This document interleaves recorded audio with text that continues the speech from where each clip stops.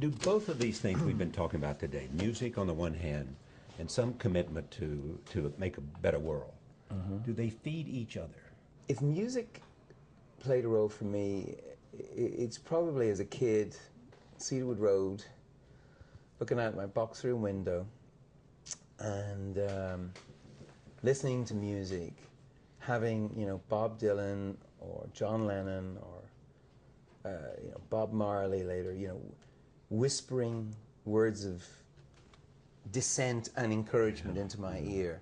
What I got from their music was a simple idea that the world outside the window was not fixed, and that it was more malleable than everyone else is telling you. We're telling you that the world can be changed, and that you must change too.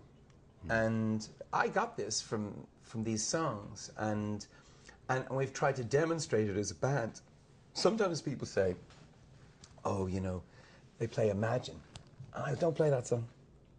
That's the only John Lennon song I don't like. I say, what do you mean? It's a hymn to universalism, or what do you get? I say, no, I just don't like. What I love so many things about John Lennon. You know, he wrote the blueprint. Right.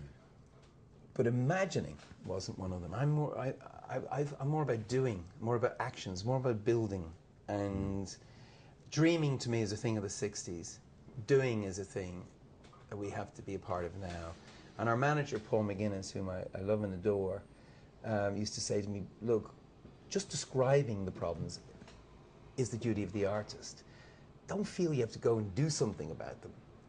But I'm just, whatever way I'm wired, I feel I want to get involved in that thing. So when we were part of Live Aid all those years ago, and I saw the stories of those people who live far away with such despair, everyday despair, myself and Ali got up and moved there for like 5 weeks. And that turned my life upside down. Following my nose, following my curiosity to understand people better, understand the world better, understand myself better.